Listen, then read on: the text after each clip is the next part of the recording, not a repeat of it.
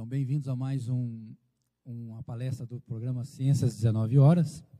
Como vocês sabem, esse é um programa de palestra de divulgação científica para o público em geral, que acontece todo mês, de março a junho e de agosto a novembro. Em geral, na terceira terça-feira de cada mês, às 19 horas, aqui nesse auditório. E as palestras são gravadas, a gente disponibiliza os vídeos no site, tanto no formato DVD como MP4.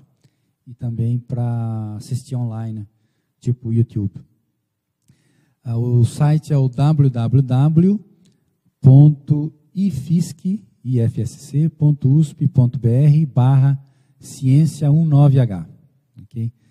E daí, inclusive, vocês podem se cadastrar no site e receber o newsletter com as notícias de palestras que nós vamos ter e tudo mais. Inclusive, tem uma agenda lá das palestras, as próximas palestras nesse semestre, né? E daí você pode fazer busca por palavra para as palestras, ou então entrar na lista de palestras mesmo. Bom, eu gostaria de agradecer o apoio que nós temos recebido, né? O projeto é financiado pelo Instituto de Física de São Carlos, né? A diretoria, inclusive, que financia. Pelos dois CEPIDs aqui do Instituto, que é o CEPOF, coordenado pelo professor Vanderlei Banhato, e o CBME, coordenado pelo professor Glaucio Oliva. E também nós temos apoio da Pró-Reitoria de Cultura e Extensão. Okay? É isso que seria. E eu gostaria de agradecer às equipes, a assessoria de comunicação, que tem dado um apoio muito bom para a gente, e o pessoal da filmagem, né, que faz a gravação dos DVDs, e inclusive esses DVDs são depois passados no canal 20 da NET, né, aqui de São Carlos. Inclusive, se vocês quiserem que algum DVD seja mostrado lá, vocês podem pedir que eles passem. Ok? Muito bem.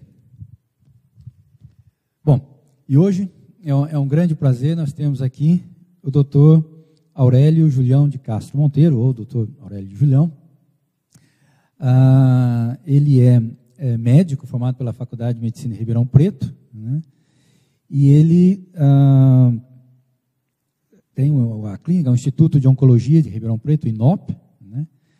Acho que muitas pessoas aqui em Ribeirão talvez já o conheçam, né? Que tem amigos ou parentes que já são pacientes do Dr. Julião, inclusive eu sou um deles, meu pai é paciente dele, e graças a Deus está tudo bem com ele, graças ao Dr. Julião. E, bom, o Dr. Julião é um especialista em oncologia clínica, ele fez essa especialidade em Florianópolis, e também em radioterapia, no Colégio Brasileiro de Radiologia.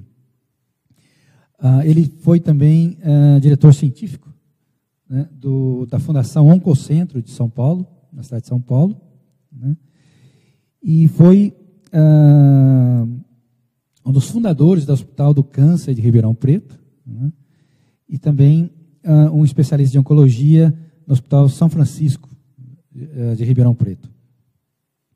Ele foi também diretor-presidente da Fundação Sobecan, né, e recebeu alguns prêmios. Eu vou citar, ele pediu para não citar, mas vou citar dois, né? Em 2008, ele teve o prêmio CEPOC de Oncologia, pela cidade de Campinas, e ele nasceu em Araraquara, mas recebeu o título de cidadão ribeirão-pretano em 97, pelos grandes serviços prestados à comunidade, não só em Ribeirão, né, mas em toda a região aqui no estado. Então, é um grande prazer termos hoje aqui o doutor Aurélio Julião falando sobre aquela doença. Eu sou um médico, sou especialista em oncologia e sou esforçado. Isso eu acho que eu sou, mas o resto é detalhe. É que eu comecei meu slide porque os médicos eles têm muito conflito de interesse. Existe muita pressão da indústria no relacionamento médico-paciente e prescrição de medicamento. Então, eu estou colocando isso e em todos os congressos médicos que a gente é obrigado a colocar esses possíveis conflitos de interesse para deixar bem clara a nossa posição. O câncer, no início do século XXI, eu vou tentar dar um apanhado do que a gente hoje imagina que seja o câncer, onde nós estamos e para onde nós iremos. Até 20, 30 anos atrás, ninguém falava a palavra câncer, né? Ela era rotulada como aquela doença. E o que é aquela doença? É o câncer.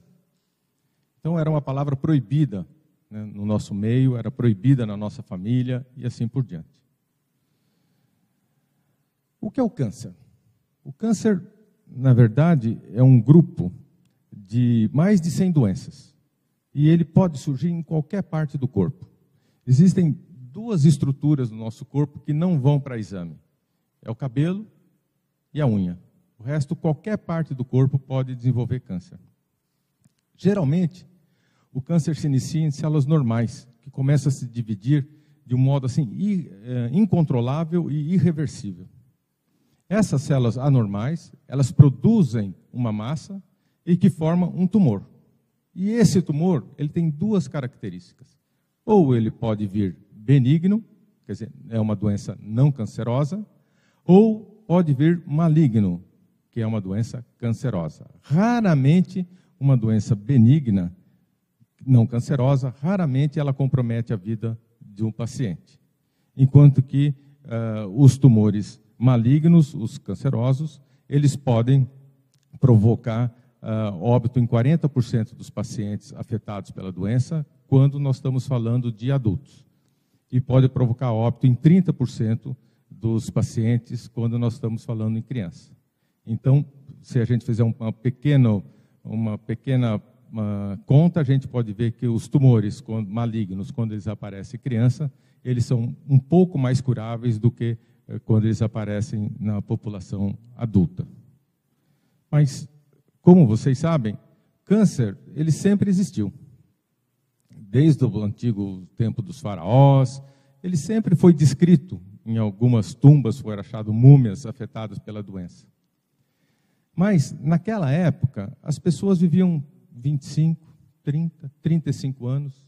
E hoje, a perspectiva de vida no sudeste brasileiro é de 75 anos. Então, as pessoas estão vivendo mais.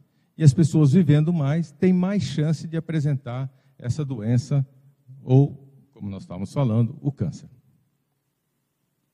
O câncer, geralmente, ele se desenvolve por uma multiplicação desenfreada de células. E são células que, no início, elas podem ser células normais, que começam a se desenvolver e, de repente, algum grupo de célula começa a se multiplicar, como eu falei para vocês, de maneira desordenada, ocupando espaço no local onde elas apareceram, ou, além de ocupar lugar onde elas apareceram, elas também podem se desprender dessa região e ir para outras regiões. Aqui eu procurei trazer para vocês um esquema de como é que é uma divisão normal de células. Uma célula se divide em duas, e esse processo se chama mitose. Os seus filhos se dividem em duas, e pode ser que uma dessas duas células tenha algum dano celular cromossômico ou genético. E esse dano celular, ele não pode ser reparado, ele não pode ser consertado. Então a célula pega e se suicida. E isso a gente chama de apoptose. A apoptose é a morte celular programada. Quando nós temos uma célula maligna, ou várias células malignas, elas vão se dividindo. E elas vão acumulando material mutado, material alterado dentro de si, começa a se dividir de uma maneira inesperada, de uma maneira assim, geométrica, de uma progressão geométrica, e forma um tumor com crescimento sem controle. Qual é a diferença das células normais das células anormais? As células normais, elas conseguem eliminar aquelas que não estão de acordo com o programado. Então, aquilo que eu falei para vocês é o suicídio celular, ou que se chama apoptose. Isso acontece muito na pele, isso acontece muito nos pulmões, isso acontece muito no intestino e no estômago. Já nas células malignas, ela não consegue entender que essa célula que se originou dessa é uma célula doente. Essa não consegue entender que ela é originária de uma outra que era menos doente. Então, elas não se suicidam, elas não passam pelo processo de apoptose e elas vão acumulando, formando uma massa e forma depois um tumor. Como eu falei para vocês, são mais de 100 doenças diferentes que compreende o câncer. Cada célula cancerosa, ou cada célula do corpo, na verdade, ela é formada como se fosse por um pequeno pacotinho. E esse pacotinho, vamos entender como se fosse um tijolo, que dentro dele tem uma bolinha.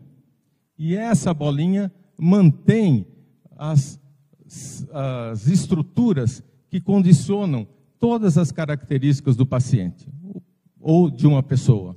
A pessoa vai ser loira, vai ser morena, vai ter olho azul, vai ter olho verde, a pessoa vai ser alta, vai ser baixa, e assim por diante. Então, todo esse material, ele está contido dentro de uma bolinha, e essa bolinha se chama núcleo. E essas estruturas se chamam cromossomas. Nós, homens que eu falo é sexo masculino e sexo feminino, nós temos 46 cromossomas. E dentro desses cromossomas é que podem ocorrer defeitos que fazem com que a célula se divida de uma maneira inesperada. Esses são os 23 pares, esse é o cromossoma X feminino, o Y masculino, e aqui todos os cromossomas que podem apresentar variações, podem apresentar alterações que fazem com que a célula se divida. Como eu falei para vocês, existe a célula, existe o núcleo, e o núcleo, dentro do núcleo nós temos os cromossomas. E esses cromossomas, eles têm os genes. E esses genes é que controlam a divisão celular. Esses genes que controlam quando uma célula deve morrer, quando uma célula tem que se dividir, ou quando ela se divide de uma maneira inesperada. E, ao mesmo tempo, esses genes, eles determinam que tipo de célula vai ser formada, que pode ser para os ossos, pode ser para o pâncreas, pode ser para o cérebro, pode ser para a pele, pode ser para a mucosa intestinal, pode ser para as mamas, pode ser para o estômago e assim por diante.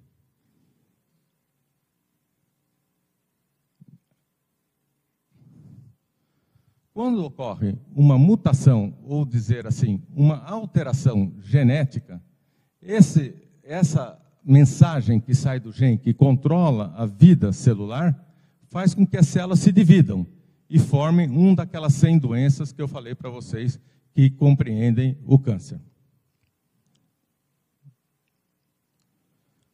Existe apenas poucos, 25%, vou formular de uma maneira diferente, apenas 25% dos tipos de câncer que a gente encontra na natureza, apenas 25% dos casos são determinados por alterações genéticas que passam de pai para filho.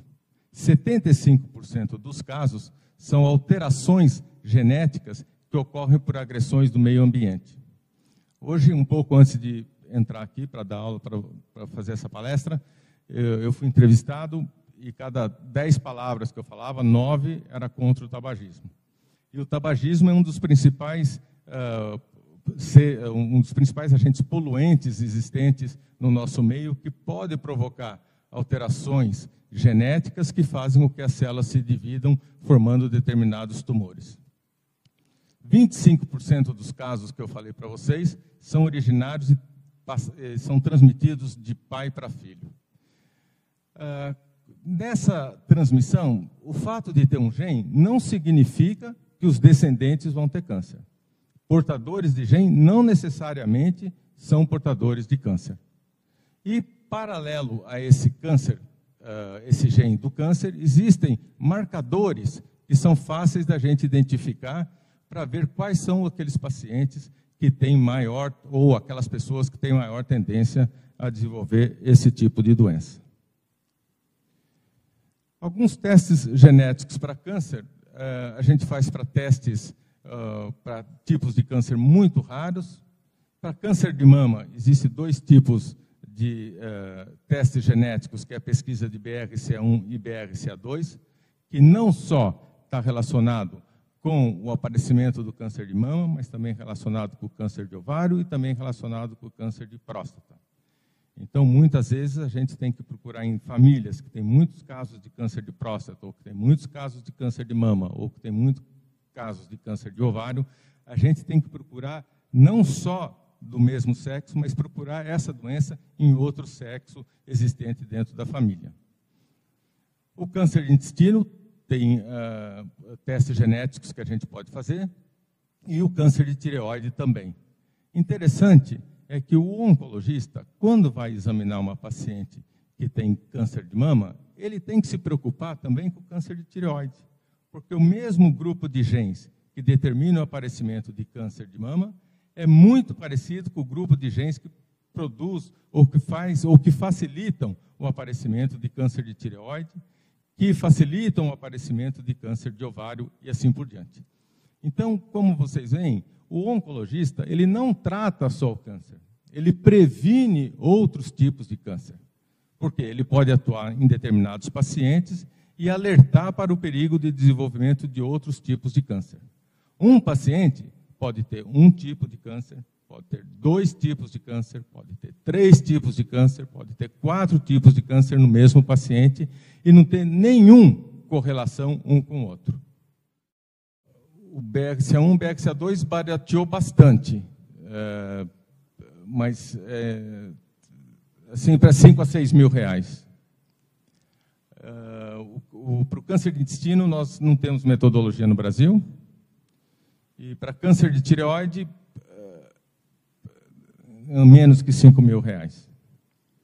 Mas tem que tomar muito cuidado, porque se nós fazemos um teste numa determinada pessoa, para pesquisa de BRCA1, BRCA2, uma pessoa que tem BRCA1, BRCA2 positivos, mutados, alterados, ela tem 63% de chance de ter câncer de mama.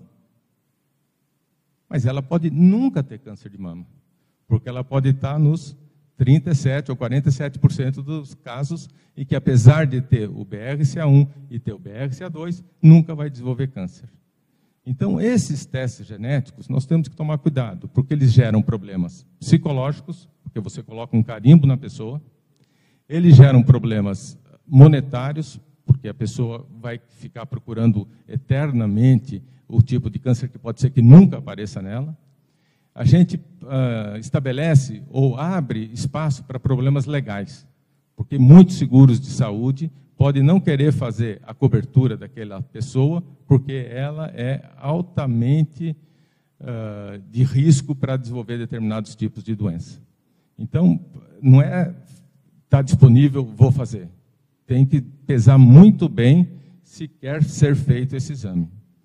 O interessante é que eu tenho alguns pacientes que fizeram o teste e foram submetidos a mastectomia profilática, quer dizer, tiraram as mamas sem ter câncer de mama, tiraram os ovários sem ter câncer de ovário.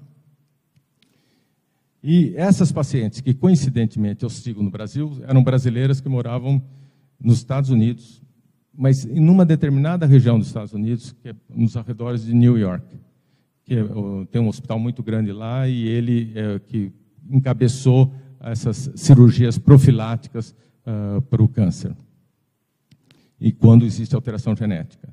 Para os pacientes brasileiros que quiseram fazer os testes, e eu propus fazer determinadas cirurgias profiláticas, todas eram mulheres, né? Todas elas negaram a cirurgia. Por quê? Porque existem conotações diferentes para a mama, por exemplo. A mama, o valor da mama no Brasil é diferente, para os latinos é diferente desse valor para aqueles que são anglo-saxões. Então, a gente tem que levar em conta também a parte cultural da população que nós estamos trabalhando. Bom, mas existe diferença entre o benigno, existe diferença entre o maligno. O benigno, como eu falei para vocês, ele cresce sem ocupar outras partes, sem se espalhar para outras partes do corpo, e raramente coloca a vida em risco. O maligno, ele invade e destrói tecidos vizinhos, e ele pode se espalhar para outras partes do corpo. que é o que a gente chama de metástases.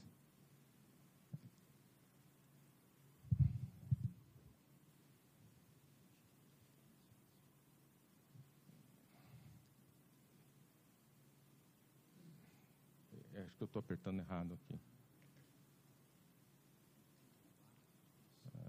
Deixa eu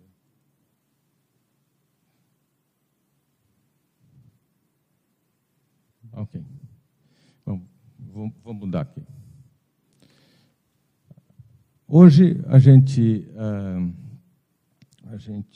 estima que 1 em 4 pessoas vai morrer por câncer no mundo todo. A gente estima que 1/3 das mortes poderiam ser evitadas se fizesse técnicas de prevenção. Nem todos os tipos de câncer podem ser prevenidos. E no Brasil, os dados levantados a partir de 2008 pela Organização Mundial de Saúde, os tumores mais comuns, os cânceres mais comuns são de pulmão e próstata no homem, e mama e colo uterino na mulher. Bom, mas como esses tipos de câncer são nomeados? Recentemente, vocês viram na mídia, e ouviram e viram a entrevista de pessoas famosas afetadas por uma doença que se chama linfoma. Essa doença é uma doença que começa no sistema linfático. O sistema linfático é um sistema de defesa que a gente tem contra os vírus e as bactérias. Muitas vezes, nós podemos ter um câncer que começa no músculo, na gordura, na cartilagem, no osso, nós chamamos de sarcomas. Muitas vezes, ele começa no sangue, então a gente chama de leucemia. E muitas vezes, ele pode começar na pele, pode começar na mama, pode começar no estômago, no intestino, a gente chama de carcinoma. Então, para cada grupo desses, de doenças, eles têm um comportamento diferente. E frente a esse comportamento diferente é que a gente estabelece o nome e o tratamento em função da sua origem. O câncer, como eu falei para vocês, ele pode se espalhar para gânglios, que são estruturas que combatem infecções, e esses gânglios podem aparecer em várias partes do corpo. Pode aparecer no pescoço, pode aparecer nas axilas, nas regiões inguinais, dentro do abdômen também.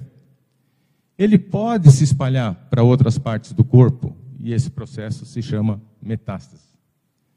E mesmo que o câncer tenha se espalhado, a denominação dele nunca é da onde ele espalhou. Por exemplo, se o câncer de mama ele se espalhar para os pulmões, ele não é chamado de câncer de pulmão. Ele é chamado câncer de mama com metástases pulmonares. O câncer metastático em pulmões, como eu falei para vocês, não é câncer de pulmão. Aqui é uma figura de câncer de pulmão, e relacionado com tabagismo. Isso que vocês estão vendo aqui escuro, olha, é acúmulo de resíduos do tabaco. E aqui é um osso de braço. E aqui vocês estão vendo uma mancha. Essa mancha é câncer no osso, mas ele não veio daqui, ele veio do pulmão. Então, esse é um câncer de pulmão comprometendo o osso. Esse não é um câncer de osso. Isso para explicar melhor a terminologia para vocês. O risco de ter câncer, propriamente dito, descreve a chance de uma pessoa desenvolver câncer ou de ter uma recidiva. Quais são os fatores de risco? Os fatores de risco é tudo aquilo que aumenta a chance para o câncer. O risco, ele define a chance do câncer acontecer. Um exemplo. Todos nós sabemos que as pessoas que fumam têm maior chance de ter câncer de pulmão. E isso desencadeou uma campanha mundial contra o tabagismo. Então, porque foi estabelecido que o maior fator de risco para o câncer de pulmão é o tabagismo. Hoje, a população está fumando menos, o câncer de pulmão diminuiu no sexo masculino, mas o câncer de pulmão está aumentando no sexo feminino. Isso porque as mulheres estão fumando E isso porque as mulheres saíram para o trabalho. Elas saíram de casa, que era um ambiente relativamente protegido, e foram para a comunidade para trabalhar. E passaram a ter contato com agentes que podem ou puderam desenvolver ou promover o aparecimento do câncer. Mas existem fatores de risco gerais. Como eu falei para vocês, a população está vivendo mais. Existe um padrão de beleza entre os latinos, que a pele queimada de sol é o mais bonito, mas aumenta muito o risco de câncer de pele e também de um câncer um dos mais agressivos, que é o melanoma. A história familiar, a presença de bactérias dentro do trato digestivo, é o Helicobacter pylori. Quando vocês vão ser submetidos à endoscopia, muitas vezes é encontrada essa bactéria. E essa bactéria, ela é transmitida principalmente através dos alimentos, principalmente através de água contaminada. E ela aumenta o risco de câncer de estômago. Tabagismo, infecções virais, como o HPV, que é transmitido por meio de atividade sexual não cuidadosa. Produtos químicos, como benzeno, asbestos. E é interessante falar sobre asbestos. Bom, 11 de setembro, todo mundo cansou de ver na televisão, né? Fez um ano. E hoje está começando a aparecer na população de Nova York, do entorno das Torres Gêmeas, um aumento muito rápido de um tipo de tumor que chama mesotelioma. E esse tumor, ele aumenta em quem tem contato respiratório com asbestos. E o asbestos, ele foi liberado de uma maneira maciça quando as torres caíram, porque eles eram utilizados em material para isolamento térmico, isolamento principalmente térmico dentro das torres. E isso tem um livro que foi publicado recentemente, há uns 4, 5 meses nos Estados Unidos, falando sobre esse risco de contaminação que ocorreu na população em Manhattan, ao redor das Torres Gêmeas. Exposição à irradiação ionizante, todos nós já sabemos o que aconteceu em Goiânia, quando foi aberta uma bomba de césio. Álcool em excesso, e quando falo álcool em excesso, é tanto destilado como bebida fermentada. Uma dieta deficiente, porque a imunidade é deficiente, e aqui a falta de atividade física e o sobrepeso. Olha, eu falo para vocês que tem que fazer atividade física e eu pratico atividade física. E eu falo para vocês que é importante tomar conta do sobrepeso, porque eu também tomo conta do sobrepeso. Então, são pequenos truques que fazem com que a gente pode evitar 1/3 do nosso risco de ter câncer em algum tipo de sistema do nosso organismo. A pergunta é por que a atividade física influencia no risco ou não de ter câncer? É porque quem pratica atividade física regular e não extenuante tem um sistema imunitário melhor. E o que a gente calcula é que entre 0 e 70 anos, uma pessoa desenvolva ao redor de 6 a 7 tipos de tumores. E esses 6 a 7 tipos de tumores, eles são destruídos pela própria imunidade nossa. E as pessoas que praticam exercício são pessoas que têm maior ou melhor sistema imunitário. E com relação ao sobrepeso? Com relação ao sobrepeso, são as pessoas que têm menos tolerância ou menor tolerância à glicose. E elas têm alterações do metabolismo da insulina, as pessoas obesas. E a insulina, ela, com determinadas modificações químicas, elas estimulam o crescimento de células. E elas estimulam o crescimento de células tumorais. Ok?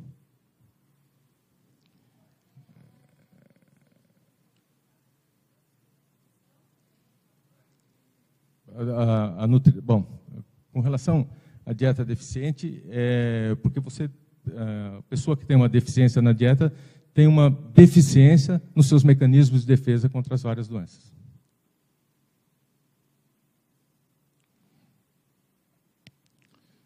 Os riscos genéticos, existem famílias com alto risco para câncer e que elas têm que considerar a avaliação do risco genético.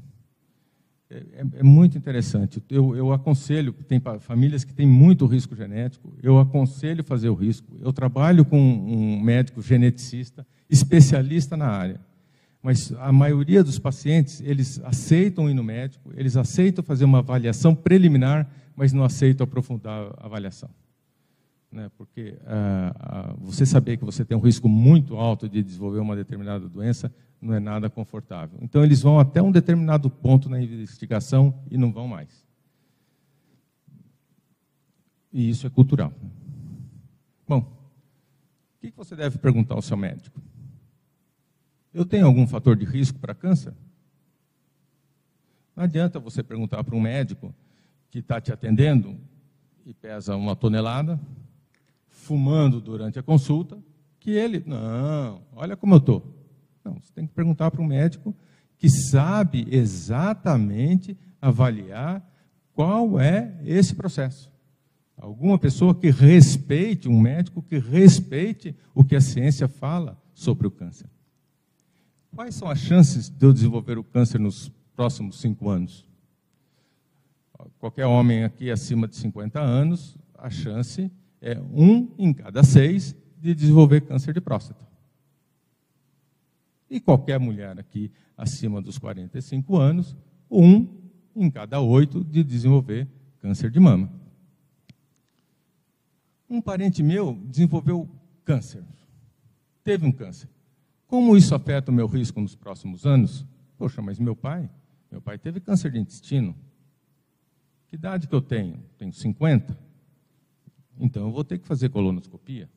Vou ter que fazer o exame do intestino. Então, esse raciocínio é que tem que ser feito com os médicos quando a gente faz esse tipo de pergunta. E quais são os testes de prevenção que eu posso fazer? Olha, vocês podem ir no médico, vocês podem fazer os testes de prevenção, mas sempre com uma visão. A prevenção não pode ser feita para todos os tipos de câncer. Para alguns tipos de câncer, a gente consegue fazer prevenção. Para todos, é impossível. E lembrem que o câncer é um pacote. E esse pacote tem 100 diferentes doenças. E dessas 100 diferentes doenças, poucas são aquelas que a gente consegue prevenir.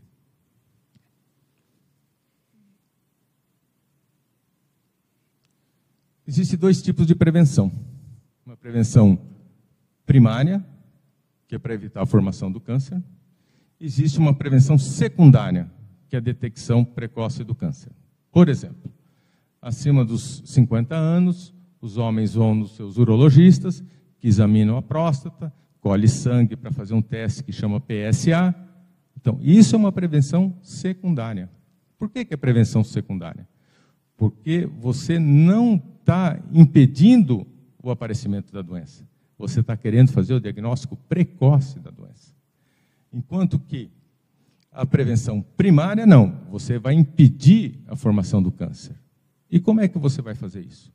Evitar tabagismo, evitar ambientes poluídos, evitar ingesta de muita quantidade de bebidas alcoólicas e assim por diante.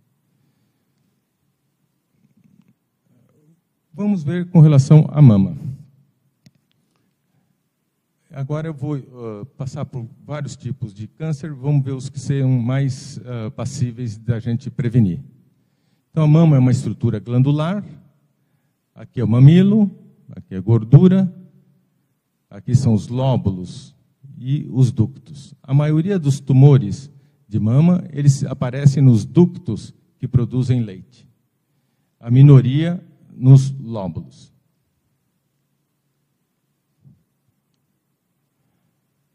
O aumento no risco de câncer de mama, ele está associado ao uso de hormônios, principalmente estrógeno e progesterona.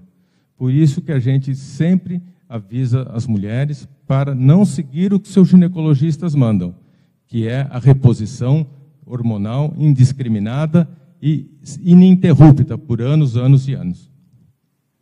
O risco, ele é reduzido após a parada da terapia hormonal combinada. E o risco, ele não é relacionado com a frequência da mamografia. Não aceitem se o seu ginecologista ou o seu mastologista falar, não vamos fazer mamografia, porque a realização de mamografia aumenta o risco de câncer de mama. Não. E não existe nenhum exame melhor do que a mamografia para fazer a detecção do câncer de mama. Mas tem um outro problema. A mamografia nem sempre ela consegue diagnosticar o câncer de mama. Ela consegue diagnosticar o câncer de mama em 70% dos pacientes. Em 30%, a doença passa batida. O médico não consegue fazer o diagnóstico. Isso por imprecisão do aparelho e da técnica estabelecida. Quais são os fatores de risco para o câncer de mama? A idade, a raça. A raça negra é mais suscetível ao câncer de mama e é um câncer mais agressivo. A história individual ou familiar, como eu já falei para vocês. Pessoas que ficaram curadas do câncer de ovário têm maior chance de ter câncer de mama. A predisposição genética, como eu falei para vocês, do BRCA1, BRCA2. A exposição do hormônio, por longo tempo, o hormônio estrogênio. As mamas que apresentam já alguma alteração atípica. As mamas que já apresentam algum tipo de tumor que ainda não invadiu.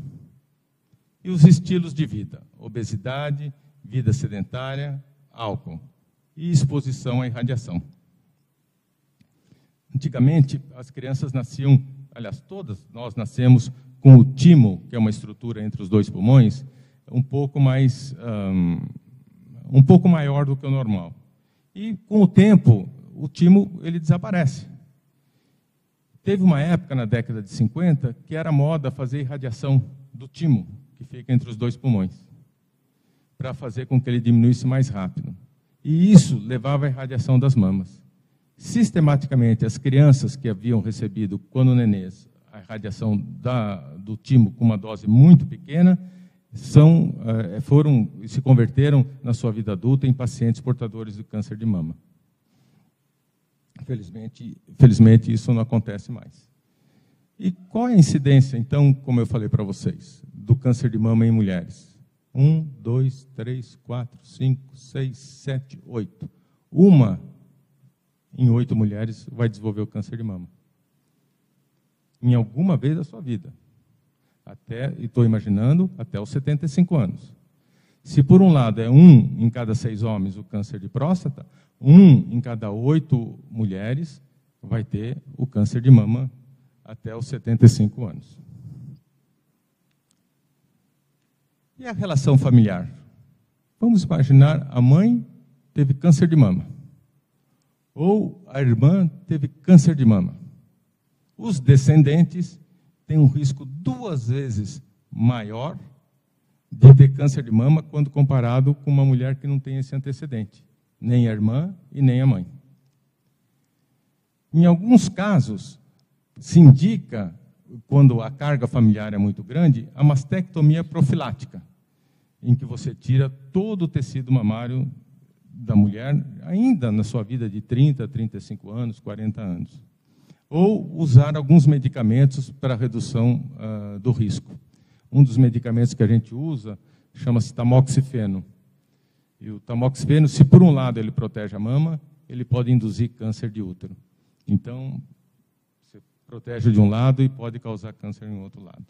Mas isso é muito importante a gente saber a história familiar do paciente. Como é que a gente faz essa profilaxia? É o autoexame, né? Que os médicos criticam muito o autoexame. Mas é uma arma para país pobre, é uma arma boa de se fazer a identificação de alguma alteração mamária. Outra, além de avaliar a mama e fazer esse movimento com o tórax para ver se aparece alguma alteração na pele, é apertar o mamilo para ver se sai alguma secreção. A palpação deve ser feita uma palpação cuidadosa, preste atenção como é que é a posição, né, do membro superior, para poder expor bem a mama, e a palpação ela não deve ser com a palma, com as pontas dos dedos. Um pouco mais da porção dos dedos é que deve fazer a palpação cuidadosa da mama. E ela deve ser sempre feita 7 dias após a última menstruação nas mulheres que menstruam. O diagnóstico pode ser feito com mamografia, com ultrassom, e isso são exames da década de 80, da década de 70, mas o que está entrando cada vez mais no uso do diagnóstico do câncer de mama é a ressonância magnética nuclear. Assim, para aquelas pessoas que têm uma mama muito difícil da gente interpretar na mamografia, a gente pede a ressonância magnética. É um exame caro, quando eu falo caro é ao redor de R$1.000, é um exame difícil, que dura ao redor de 40 minutos, mas ele é muito, mas muito, muito mais preciso do que a mamografia. E isso a gente pede só para determinados casos. Bom, mas e se nós pegarmos 1, 2, 3, 4, 5, 6, 7, 8, 9, 10. 10 mulheres com câncer de mama. Apenas uma tem câncer de mama por transmissão genética. Todas as outras são fatores desconhecidos para a apresentação do câncer de mama. Então, lembre esses números. 1 em cada 8 mulheres vai ter câncer de mama, que dá 12,5% dos casos. De 10 mulheres que têm câncer de mama, apenas uma é por alteração genética, por transmissão genética entre várias gerações. E as outras 9 não é por alteração genética. Bom, como eu falei para vocês, se nós pegarmos uma mulher que tem alteração no BRCA1, no teste genético do BRCA1, ela tem uma chance de ter câncer de 80%. Uma mulher que tem um BRCA1 normal, ela tem uma chance bem menor de ter câncer de mama. Mas o fato de ser BRCA1 positivo ou BRCA1 negativo não significa que a paciente teve câncer de mama. Então, ser portadora do gene não significa que vai ter câncer. Só significa que tem mais chance de ter câncer de mama. Bom, quais são as recomendações para o diagnóstico precoce? É o autoexame, é o exame pelo médico e a mamografia. O autoexame, a partir dos 20 anos, 7 dias após a menstruação. Exame pelo médico, 20 anos ou mais, e a frequência anual. A mamografia, nos casos que tem câncer de mama na família, você começa mais precocemente. Então, para a idade inferior aos 40 anos, depende se tem antecedentes familiares e se existem recomendações médicas. E acima dos 40 anos, anual. Recentemente teve um trabalho americano que foi publicado e advogando que não deveria fazer mamografia entre os 40 e 50 anos. E deveria ser feito após 2 anos e após os 50 anos. As fontes pagadoras de seguro no Brasil pegaram esse trabalho. Eles pegaram esse trabalho e adotaram imediatamente e proibiram os seus médicos de pedir mamografia abaixo dos 50 anos e de fazer mamografia anual. Mas é que houve uma leitura parcial do trabalho americano. Quando você tem pessoas que têm antecedentes familiares ou tem pessoas que têm risco, para essas pessoas você tem que antecipar a realização de mamografias anuais. Então, o fator é um exemplo onde o fator econômico se sobrepôs ao fator de diagnóstico precoce. Isso, de acordo com aquela definição que eu falei para vocês, é uma prevenção secundária e não uma prevenção primária. Um outro tipo de câncer que nós podemos prevenir é o câncer de colo uterino. E o que é o colo uterino? O colo uterino é a entrada do útero. Aqui é a parede vaginal, aqui é a entrada do útero, aqui é onde é gerado uma criança na gravidez. Aqui é o corpo uterino, o cervix, o colo uterino é essa região do útero que fica em contato com a vagina, inserção na vagina e que pode ter contato com o HPV, que é o papilomavírus, que hoje a gente faz vacina para diminuir a chance de câncer cervical. A incidência de câncer cervical ela está diminuindo muito no Sudeste, mas ela é muito alta no Nordeste. Isso porque existe uma relação direta, né, entre o número de partos, de condições de higiene em função do status econômico e cultural das pessoas. Aqui, para mostrar para vocês como é que é feita a coleta, né? A mulher fica numa posição ginecológica, é introduzido esse espéculo e é colhido o material bem na entrada da cérvix. E aqui é que ocorre a grande incidência de tipo de tumores no Nordeste. É um dos tumores que mais afeta a mulher, principalmente no Nordeste, é dessa região. E é um dos tumores que mais dói, porque é uma região muito inervada, está muito próxima do reto e muito próximo da bexiga. Quais são os fatores de risco do câncer do cérvix? Vamos voltar aqui ao tabagismo. A vida sexual precoce, múltiplos parceiros, HPV, pílula anticoncepcional por 5 anos ou mais, e a gente não sabe hoje se é por causa do uso da pílula anticoncepcional ou se as pessoas que usam pílula anticoncepcional direto por 5 anos ou mais costumam ter mais parceiros, e partos normais traumáticos. As recomendações são 3 anos após o início da vida sexual, ou aos 21 anos, fazer um exame ginecológico com aquela coleta anual, e é o tipo de teste de citologia que chama Papa Nicolau. Papa Nicolau foi o autor que descreveu esse tipo de citologia. 30 anos ou mais, se 3 exames forem normais, cada 2 anos, e teste para HPV.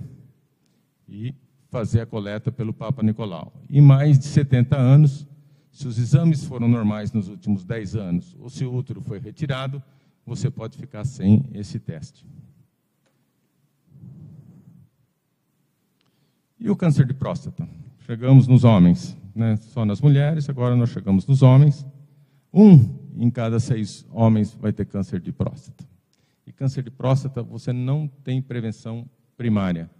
O câncer de próstata é a prevenção secundária. Você tem que torcer para fazer o diagnóstico precoce desse tipo de tumor. A próstata é uma estrutura do tamanho de uma noz, esse tamanho de uma noz. Ela está numa região muito, mas muito sensível, porque ela controla a saída da urina da bexiga e ela controla os nervos que dão potência sexual. Então, a próstata, ela está numa região que, além de controlar os nervos, ela controla a bexiga. E o câncer de próstata, ele tem um tratamento que é muito traumático, ou do ponto de vista cirúrgico, ou do ponto de vista de radioterapia, por exemplo, se a gente for adotar esse tipo de tratamento. Essa é a próstata. Esse é o aspecto da próstata. Essa é a próstata com um tumor maligno aqui, olha. Ela não é maior do que uma noz, mas nervos passam perto dela, vasos sanguíneos passam perto dela, e é uma estrutura assim, muito delicada pela região que ela está. Quais são os fatores de risco para o câncer de próstata? 2 em 3 casos têm idade superior aos 65 anos. Existe uma menor frequência entre os asiáticos e os hispânicos, e nisso nós estamos privilegiados. Quando existe uma história familiar, de pai ou irmão com câncer de próstata, o risco dobra para os descendentes. Lembra aquelas mutações que eu falei do BRCA1, BRCA2? Pode existir, mas são raros. E a dieta? Ainda a gente não sabe qual é o papel da carne vermelha, dos laticínios gordurosos e de pouca fruta. Eu, pessoalmente, 2 vezes por semana eu não como carne vermelha. Não como carne de peixe. E não como carne de frango. Não como nenhum tipo de proteína animal 2 vezes por semana. Mas no final da palestra eu vou explicar para vocês por quê. Os exercícios, eles reduzem o risco de câncer de próstata avançado, não o câncer de próstata inicial. O tabagismo causa um pequeno aumento do risco. Infecções, inflamações da próstata e doenças sexualmente transmissíveis transmitidas, elas aumentam a chance de câncer de próstata. Mas a vasectomia, ela não interfere nesse risco. A prevenção secundária do câncer de próstata é o toque retal, que os homens, na grande maioria das vezes, têm preconceito contra esse exame, e a dosagem de um marcador tumoral que chama PSA. O problema do PSA é que ele pode estar elevado em doenças benignas, pode estar elevado em inflamações da próstata e pode estar elevado no câncer também. Por isso que é sempre importante fazer o toque retal associado. Por último, o câncer de intestino, que na grande maioria das vezes ele afeta o intestino grosso e o reto. O câncer do intestino, ele é muito elevado a sua incidência nos Estados Unidos, Canadá e Europa Ocidental. Ele é muito elevado no Sudeste brasileiro e ele é muito pouco incidente nos países asiáticos. E isso tem a ver a correlação com a dieta. Tem que haver correlação com a alimentação. E a nossa alimentação no Sudeste ela é muito parecida com a alimentação na América do Norte, que é muito parecida com a alimentação na Europa Ocidental. Quais são os fatores de risco? Idade, a raça, como eu falei para vocês, a história pessoal de câncer de cólon ou pólipos. Alguém que já teve um câncer de cólon fica no risco de ter outro câncer de cólon, independente do primeiro. Ou alguém que já teve pólipo tem chance de ter câncer de cólon também. Doenças inflamatórias, como colites e a doença de Crohn, estão associadas com o câncer de cólon. Polipose familiar, que são as síndromes genéticas, o câncer coloretal hereditário não polipose, são doenças, são situações genéticas que estão associadas com esse tipo de doença. Vamos ver a história familiar de câncer de cólon e pólipos. Maior chance se um dos pais, irmãos ou filhos forem afetados. Se mais de um membro da família teve câncer retal, câncer coloretal, o risco é maior ainda. Então, aqueles que têm descendentes, ou, vamos dizer assim, pais ou irmãos portadores do câncer de cólon, eles têm que ser submetidos a algum exame para fazer a profilaxia desse tipo de tumor.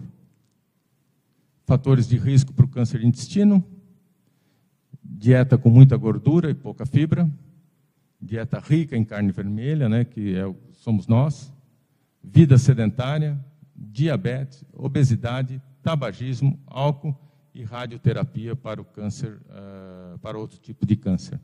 Lembra quando eu toquei no assunto do câncer de próstata, que eu falei que podia ser operado ou tratar com radioterapia? Se ele for tratado com radioterapia, o intestino recebe essa irradiação e ele pode desenvolver um câncer induzido por um outro tipo de tratamento, num outro tipo de câncer. Sinais e sintomas: sangue nas fezes, mudança do hábito intestinal, dores e desconfortos abdominais, perda de peso inexplicável, fadiga, anemia. Essa é a figura de um pólipo, que é uma doença pré-maligna. Aqui é o intestino, visto por uma câmera, e aqui é o pólipo que ele pode se converter em uma doença maligna. Geralmente, durante esse exame, já é retirado esse pólipo. Aqui é uma figura do câncer de intestino. Olha como muda a perspectiva. Aqui até que é uma foto bonita, né? É liso, brilhante. E aqui ele já tem sangramento, ele já é áspero, ele já é irregular. Esse é o câncer de intestino. A prevenção secundária é início aos 50 anos. A faixa etária de 50 aos 75 e maiores que 75, os riscos são maiores que benefícios da prevenção. Então, entre os 50 e 75, compensa fazer prevenção. Acima dos 75, não. E como é que a gente pode fazer isso? Um exame simples, pesquisa de sangue oculto nas fezes, e que deve ser feito acima dos 50 anos, ele deve ser anual. É pegar as fezes, levar no laboratório, ele faz pesquisa de sangue oculto. Se tiver sangue, você parte para um exame mais detalhado. Se não tiver sangue, é só o ano que vem que você vai ser submetido a esse exame novamente. Para fazer o diagnóstico também, existe um exame que é o raio-x de intestino, que é muito desconfortável, e raramente eu peço para os meus pacientes, mas é muito raro. Eu já peço direto a colonoscopia. Escopia quer dizer ver. É um tubo que entra dentro do intestino e consegue ver toda a extensão do intestino grosso. E que deve ser feito pelo menos cada 10 anos. Se tiver pólipo, tem que ser anual. E a sigmoidoscopia é um tubo menor do que esse aqui, que vê a parte final do intestino e que é recomendado após os 50 anos. Olha, gente, eu já fiz tudo isso aí, viu? Mas e o câncer? O câncer, quando ele é diagnosticado, depois desses tumores que podem ser prevenidos, e o resto dos outros tumores não podem ser prevenidos, eles geram dois fatos. Ele gera ansiedade e ele gera sofrimento. Não é fácil o diagnóstico de câncer. Não é fácil você partir da ilusão, né, de que a vida é eterna para uma ameaça para essa vida que deixou de ser eterna.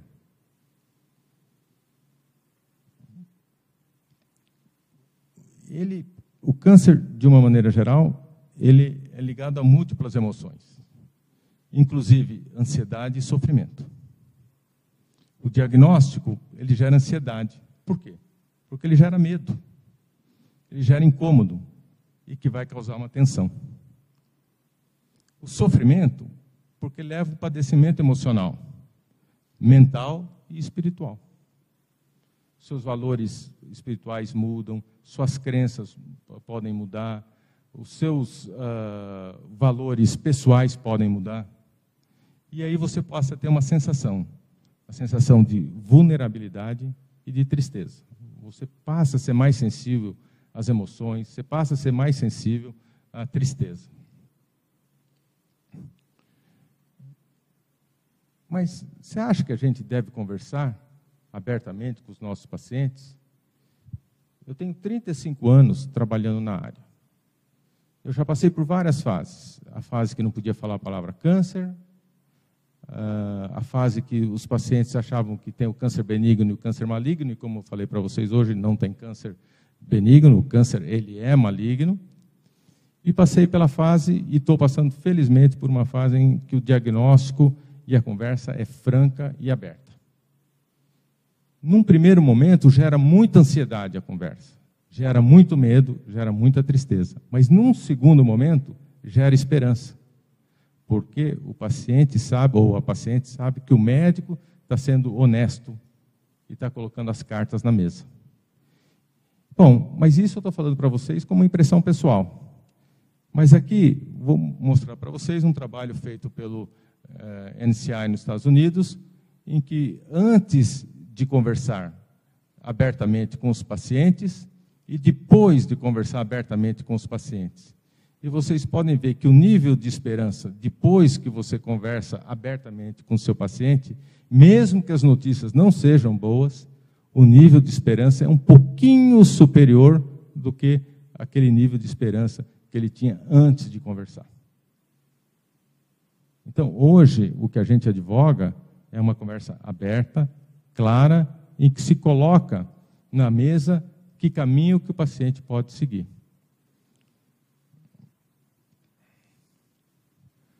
O câncer, de uma maneira geral, ele gera, como eu falei para vocês, ansiedade, gera sentimentos conflitantes, ele gera aquela sensação de que nem sempre a vida é justa. O câncer, na maioria das vezes, ele aparece de modo aleatório. Quais são os tumores que eu falei que a gente pode prevenir? Cólon, próstata, mama, cérvix, 1, 2, 3, 4, e os 96 demais? Que, felizmente, eles têm uma incidência menor. Todo paciente que tem câncer, ele deve afastar o pensamento de punição. Ninguém tem câncer porque fez alguma coisa errada. A escolha é aleatória. Lembre-se que, após o diagnóstico, do câncer, a vida continua. E ela deve continuar, que é a melhor maneira de você ter uma qualidade de vida boa. E lembre-se, antes de tudo, que você tem que decidir junto com o seu médico qual é o melhor tratamento. Quando o paciente tem o seu diagnóstico de câncer, ele está muito fragilizado. E ele tem que discutir abertamente com o médico qual é o seu melhor tratamento. Se for o caso, pedir uma segunda opinião, pedir uma terceira opinião.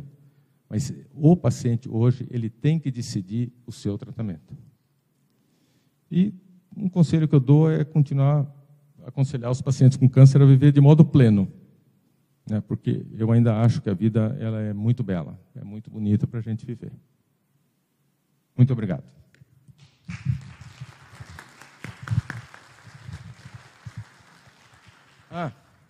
Não, por que eu não como proteína animal 2 vezes por semana?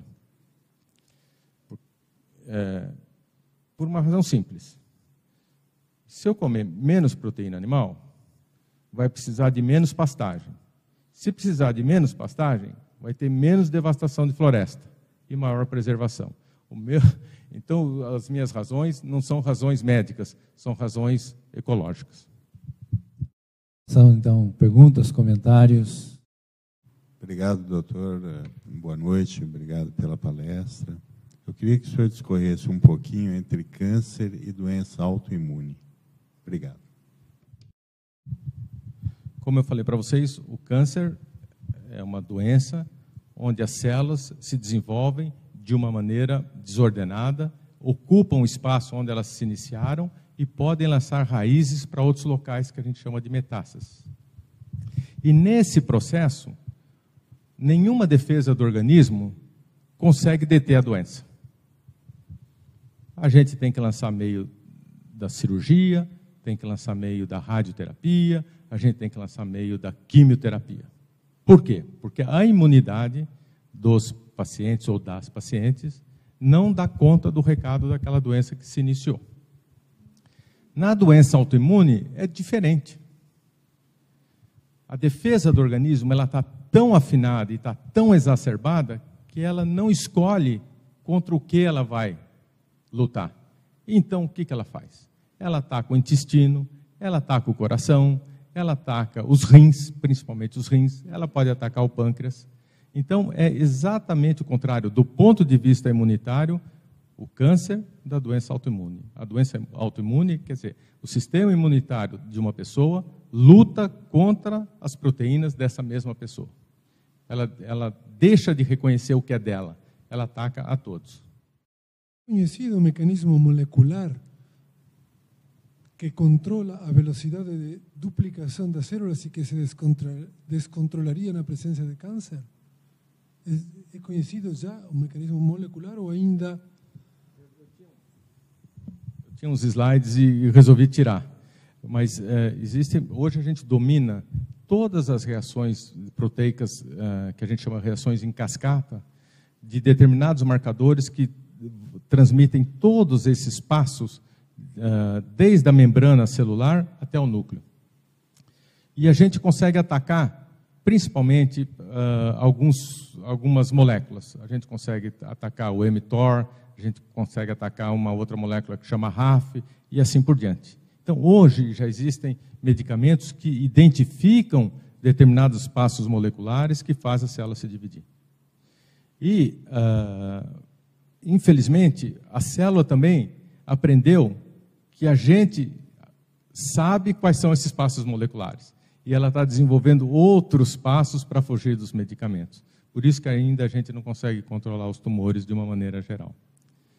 A minha visão, não é bem a pergunta do senhor, mas vou aproveitar um gancho. minha visão do câncer é que a gente vai conseguir curar ao redor de 55%, 60% das pacientes adultas, e em 40% dos pacientes, nos próximos 10 anos, nós vamos conseguir fazer com que a doença fique assim, crônica, tipo uma diabetes, tipo uma hipertensão arterial. Quer dizer, ela não compromete a vida do paciente, mas a paciente vai ter que tratar sempre nos próximos anos. Às vezes mais, às vezes menos. Então, eu acho que a medicina ela vai conseguir continuar curando aquela percentagem de 55%, mas para os outros grupos ela vai tentar conseguir fazer com que a doença fique crônica ao longo do tempo. Posso fazer outra pergunta? Existe uma leucemia que é produzida por uma mutação genética que é o cromossomo da Filadélfia. Então, se conhece qual é o mecanismo que produz essa mutação genética? Tem base hereditária? Qual é a etiologia do aparecimento do cromossomo da Filadélfia? Esse cromossomo ele chama Filadélfia porque foi o grupo científico da Filadélfia que identificou esse cromossoma associado a esse tipo de leucemia. Mas é uma mutação aleatória. É uma mutação aleatória, não tem mais.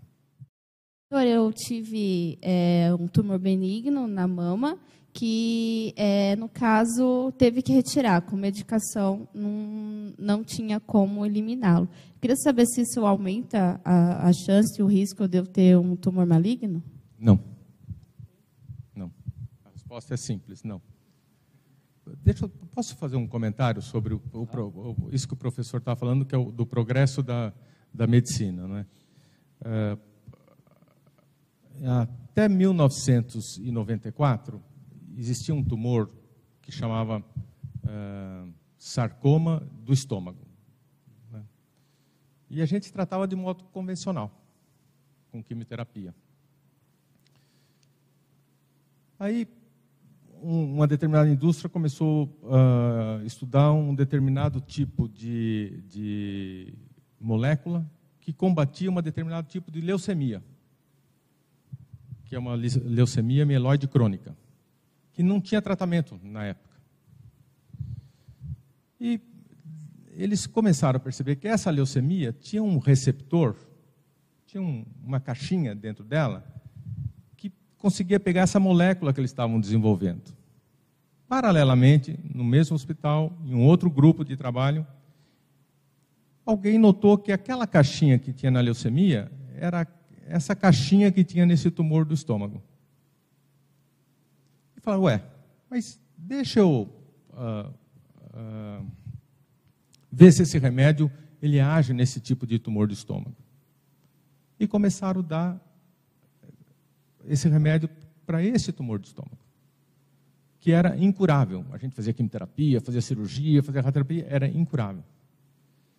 E qual não é a surpresa? 48 horas depois que começava a dar esse comprimido para esse tipo de tumor no estômago, o tumor desaparecia. E eu tive a felicidade de ver tudo isso. Eu tive a infelicidade de tratar com quimioterapia pacientes com esse tipo de tumor gástrico, e que alguns eu perdi, outros apareceu esse outro remédio que era para tratar a leucemia, que era um comprimido por dia, e é ainda um comprimido por dia, e a doença some em 48 horas. Eu tenho paciente há 10, 12 anos tomando um comprimido por dia, a um custo de R$6.000 por mês. Então, mas, quer dizer, a oncologia ela é interessante por causa desse tipo de progresso e por esse tipo de insights que às vezes pode acontecer no tratamento dessa doença. Álcool, tabagismo, drogas legalizadas. E as outras drogas? Outra pergunta, o tratamento de célula-tronco tem a ver com alguma coisa com câncer? Quer dizer, pode possibilitar câncer? E a outra ainda é relacionado à morte. Porque, por exemplo, se há 30, 40, 50 anos a morte de uma pessoa com câncer era terrível, continua sendo. Que caminho, o senhor vê algum caminho nesse sentido? Bom, Ou agora é pior? porque a pessoa, quer dizer, fica num estado de agonia maior por causa da tecnologia? Bom, primeiro, das drogas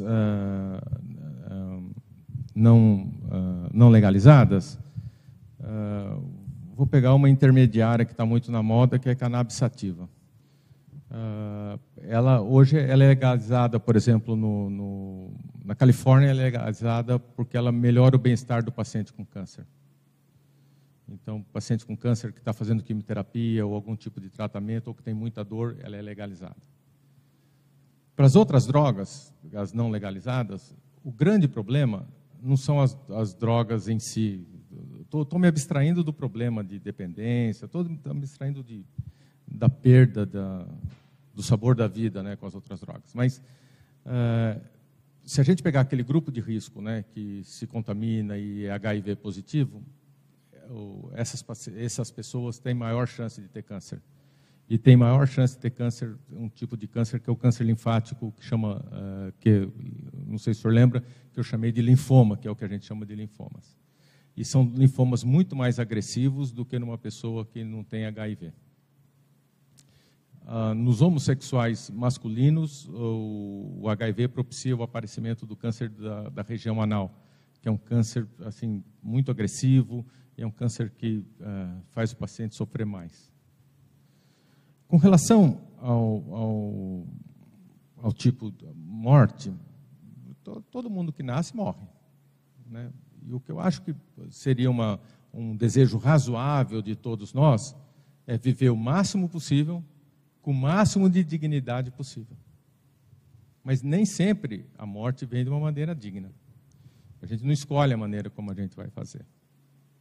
Mas muito dessa, como o senhor falou, do sofrimento, muito da maneira não digna de morrer, é consequência de uma falta de treinamento, de uma falta de abertura religiosa, de uma abertura espiritual e de uma abertura cultural mesmo, na conversa entre os médicos e as médicas e o paciente e a paciente. Hoje, eu pessoalmente, eu acho que eu não posso imaginar alguém que tenha câncer e que morra sofrendo dores. Porque existem medicamentos para combater a dor. Mas por que então que alguns pacientes sofrem tanta dor? Porque os médicos, na maioria das vezes, não estão treinados a tratar dor. Tem medo de tratar dor. O médico, muitas vezes, ele também não gosta de enfrentar a morte. Ele foi treinado para quê? Ele foi treinado para salvar. Ele não foi treinado para deixar ou permitir que uma pessoa morra em paz. Então, ele também tem aquele sentimento de falha quando ele perde um paciente, mesmo sabendo que ele vai perder. Mas ele não foi treinado para isso. Medicina não é salvar vidas? Não, não é. Medicina é, entre outras coisas, salvar vidas, permitir vida digna para os seus pacientes, permitir que todos os pacientes tenham uma morte digna. Medicina, o conceito é mais amplo do que o que a gente imagina. Grande sobre drogas a ser dadas a doentes terminais. E por isso os doentes sofreriam mais que em outros países. Quer dizer, não foi recentemente, há uns 10, 15 anos eu li isso.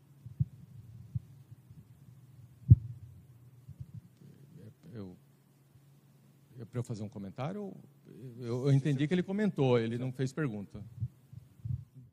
De 1 ano, 2 anos atrás, saiu, ao menos na mídia, aí, um trabalho que saiu na Science ou na Nature, né, que eu achei que, pronto, agora acabou o câncer, ninguém morre mais aqui, não sei se você lembra, mas a ideia era que o DNA ele tem uma proteína nas pontas e, com o passar do tempo, essas proteínas são gastas e é por isso que...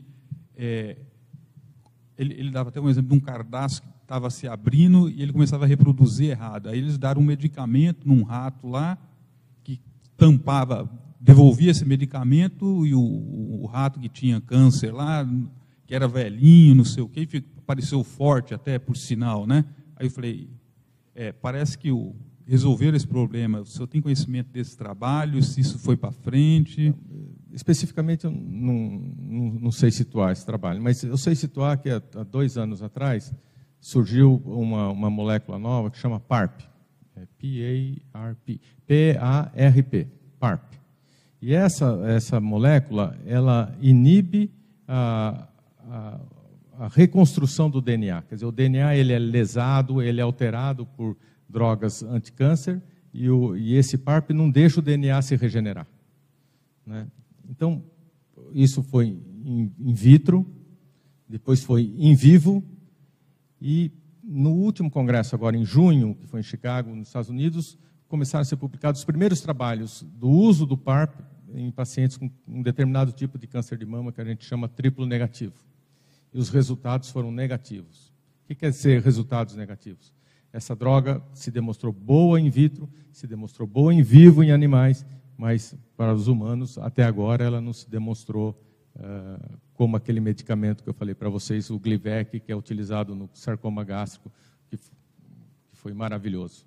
Entendeu? O senhor poderia falar um pouco sobre a relação entre célula-tronco e câncer, por menor que seja?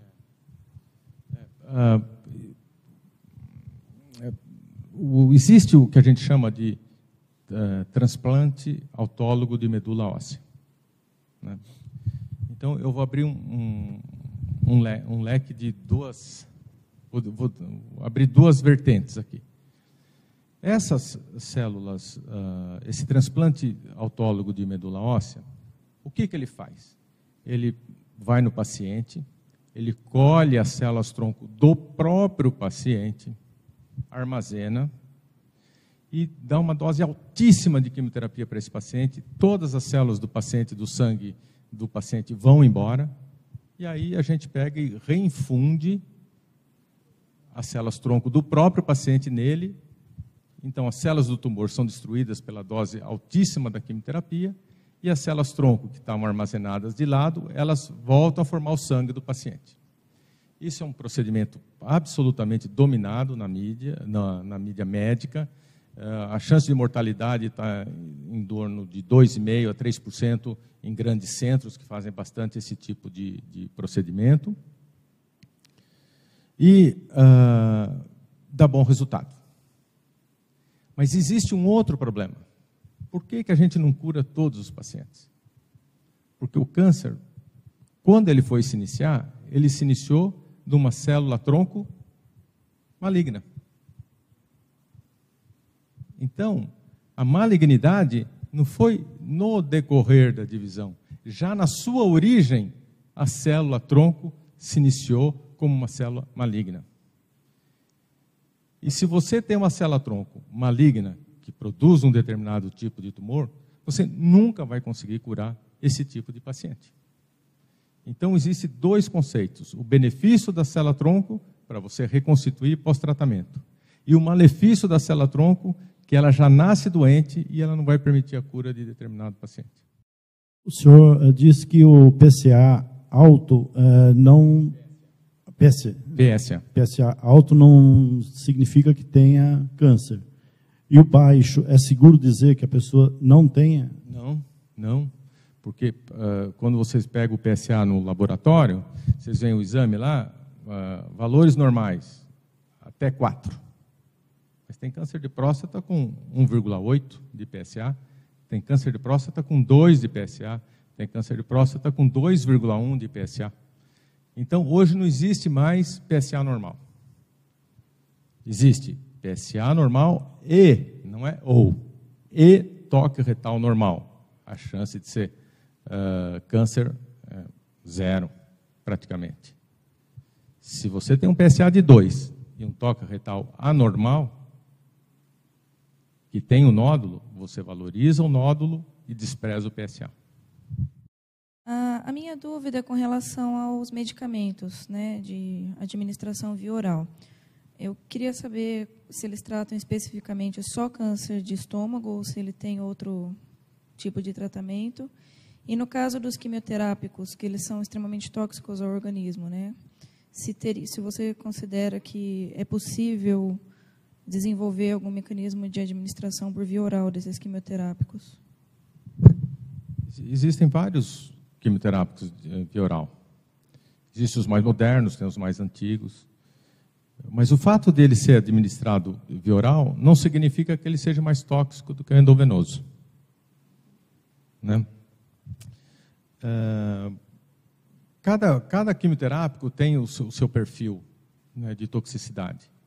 Especificamente esse, que eu acho que foi uma das grandes descobertas dos últimos, desde 90 até agora, que foi aquele remedinho que dá um comprimido por dia, ele tem muito pouco efeito colateral. Mas existem outros que a gente usa para câncer de intestino que tem muito efeito colateral.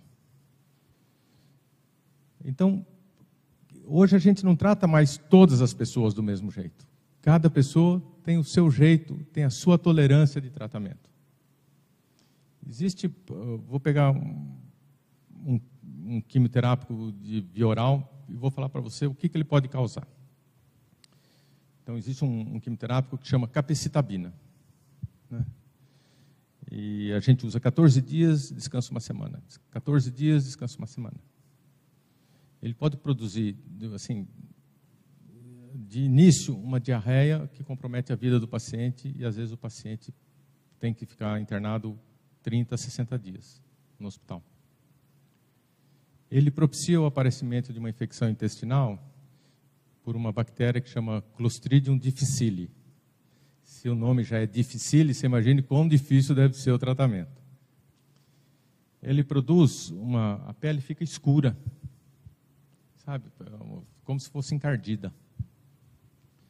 A pessoa não sente o sabor dos alimentos. Quando ela sai no sol, assim, os olhos ficam muito irritados. Mas ela não dá queda de cabelo. Ela não dá náusea. Ela não dá vômito. Então, você percebe que a gente associa a quimioterapia a determinados tipos de indisposição gástrica, etc. Mas, olha, estou citando um quimioterápico que é muito utilizado e que dificilmente dá problema gástrico. Então, cada droga tem o seu perfil de toxicidade. E se eu falar assim, num paciente padrão, que a gente vai fazer um determinado tipo de tratamento para um determinado tipo de tumor, por exemplo, né? 50% a 60% dos medicamentos que a gente dá para o paciente hoje, em custo e em número, são medicamentos que a gente dá para inibir os efeitos colaterais do tratamento. E 40% só é o quimioterápico. E quando eu falo para você, varia desde você dar gengibre. Gengibre é um bom inibidor de náusea para os pacientes, antes da quimioterapia e pós-quimioterapia, até medicamento, que uma caixinha de 3 comprimidos custa em torno de R$500. Então, vale tudo. Vale tudo. E voltando às drogas não lícitas ainda, né? Eu tinha um paciente que tinha muito efeito colateral com quimioterapia. E eu discuti com ele o que podia ser feito. E toquei no assunto, inclusive falei, olha, o senhor pode, inclusive, utilizar cannabis, que tira a ansiedade e o senhor vai tolerar bem o tratamento. Na outra sessão da quimioterapia, começou a consulta, etc. Falou, bom, doutor, aqui está cannabis, o que eu faço agora? Ele tinha comprado e tinha levado. Falei, não, aqui dentro não pode. Então, para mostrar para vocês que tem a farmacologia, a natureza, tem muita coisa ainda para a gente explorar, não só para tratar a doença, mas como inibir os efeitos colaterais da doença. A pessoa tem câncer de próstata e é tratada com cirurgia, remoção da próstata, ela está curada ou tem chance de voltar ao câncer? Não.